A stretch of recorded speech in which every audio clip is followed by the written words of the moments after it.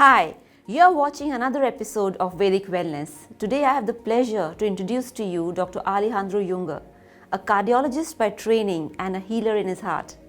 Today I'm going to ask Dr. Junger, that you have spoken about clean at an earlier episode, and you have also spoken about that our intestine is actually the place where the clean starts working. So tell me something about why intestine and what's so special about it?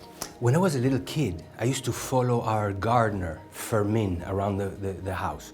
And when the leaves or the fruit or the flowers in a plant or a tree were not growing well or getting brown, he never went to look for the solution there. He went to the roots and to the soil around the roots, because that is where the plant gets the nutrients that go all the way up to the leaves, the fruit, and the flowers. It is the same thing with our intestines.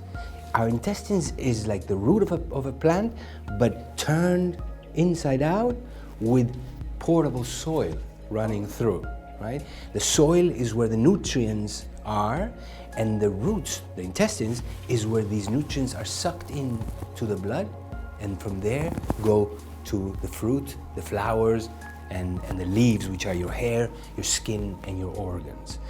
The gut is the root of all health and disease. A healthy gut, a healthy life. That's very fascinating, because I remember that when I was a kid, and if anything would go wrong, my grandmother would also say that no, it's her intestine and she should eat this or she shouldn't eat this. And of course that was a time when medicines were like the place to go. I mean, you had any problem, you had a medicine. It was like magic, medicines were like magic. So you're telling me that intestine is the place which we need to secure, or that's the place where all diseases happen? Most chronic diseases of the modern world begin in the intestine. And when you look at the intestine itself, and when you talk about it, I'm not just talking about the tube which carries food as it is absorbed.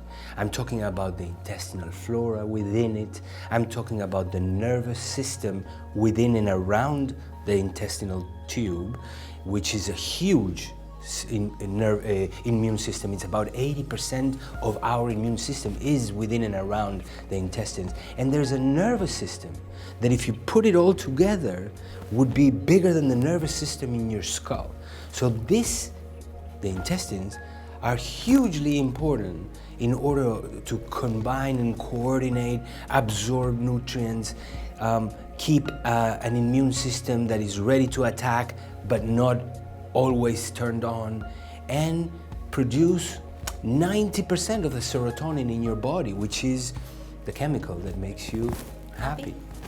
That's very fascinating. So you're saying that all this while we were thinking that this is a tube for the food and food just gets digested, you are saying it is your nervous system, it has flora. You're also saying that it could be connected to your happiness. You're actually saying that? Well, when I was depressed, and I went to the psychiatrist, he said, you are not producing enough serotonin. And he pointed to his skull, to the brain in his skull.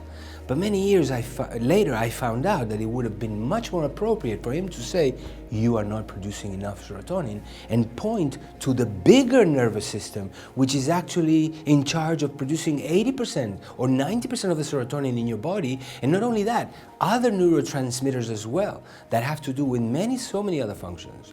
So yes, the gut, intestinal bacteria, intestinal lining, which has to be intact in order for the immune system, which is on the other side, not to see undigested food and bacteria that are in the lumen of the intestine, right? So the intestinal lining must be intact. If it's not, if there are little holes, it turns into a situation called the leaky gut syndrome, or leaky gut, or hyperpermeability, which is now associated with so many problems, even with leaky brain, which ends up now being most likely one of the main reasons for Alzheimer's and dementia. Oh, that's unique. What you're saying is that what we put inside our mouth could actually be affecting our mood, our behavior, our thinking, and our overall health. Is that so? It's that big. It is even bigger. What you put in your mouth actually becomes you. Oh, This little piece here was a chicken sometime, and this was a salad. And you know, every part of you comes from food. You literally are what you eat, but also you function according to what you eat. So food is huge. Oh my God. So that's really, it's a big thing for me, because you know, sometimes you just go out and you have chaat papri, and sometimes you just go out and just put something in your mouth because you're stressed. I'll watch what I'm eating next time. This is big.